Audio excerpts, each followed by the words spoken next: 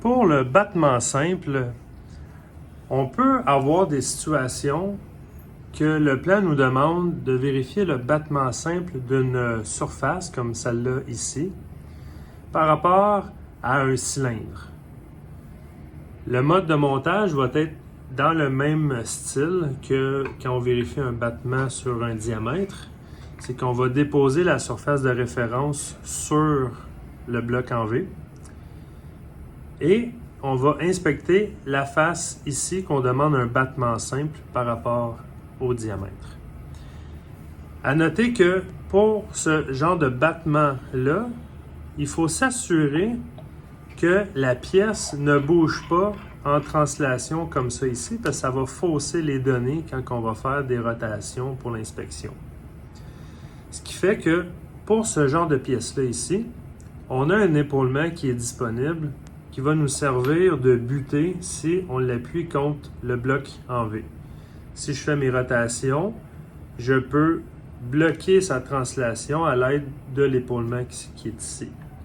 Si jamais j'ai une pièce, comme par exemple celle-là ici, mon diamètre de référence, c'est lui, et je veux vérifier le battement simple de la face qui est ici, bien évidemment, je n'ai pas d'épaulement qui va me servir pour stabiliser ma pièce. C'est pour ça que je mets un équerre de montage à l'arrière, qu'on va pouvoir tout simplement appuyer la pièce comme ça ici, et je vais pouvoir faire ma rotation. Je vais revenir avec cette pièce-là ici.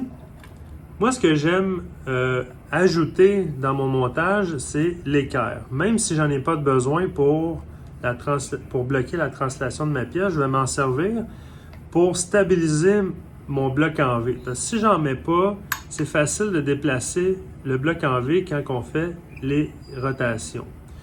Moi, je mets l'équerre de montage, comme ça stabilise un peu plus le montage. Première chose qu'on va devoir faire avec l'indicateur, c'est de venir palper notre diamètre de référence et de s'assurer que ça tourne, que c'est stable et que ça tourne à 0. J'ai vérifié au préalable, c'est correct. Ce que je vais faire, je vais descendre mon aiguille vers le bas comme ça.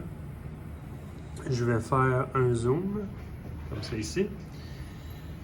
Et je viens installer mon palpeur environ ici. Là, normalement, quand vous faites l'inspection du battement simple, vous devez prendre plusieurs cercles d'inspection, du plus petit au plus grand, et vous devez prendre le cercle qui génère le plus de valeur, et ça va être votre valeur de battement en question. Le battement simple, on n'oublie pas, ce sont des cercles qui sont indépendants un de l'autre. On en choisit seulement un cercle pour détecter notre battement. Ce que je vais faire, je vais prendre, dans le cadre de ma vidéo, je vais prendre seulement un cercle, je vais prendre le plus grand. Normalement, le plus grand va générer plus d'erreurs que si j'en prends un plus petit. Comme par exemple, si je descends plus bas, la valeur, théoriquement, devrait être plus petite. J'ai donné la pression sur mon indicateur et je vais faire une révolution. Je vais noter mon point le plus haut qui se trouve à être environ ici. Je vais ajuster mon cadran à 0 et je vais noter la variation totale.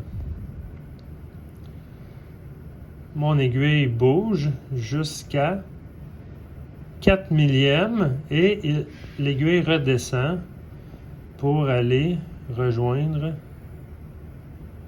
le 0 qu'on avait au départ. Ce qui veut dire que mon battement simple est égal à 4 millièmes.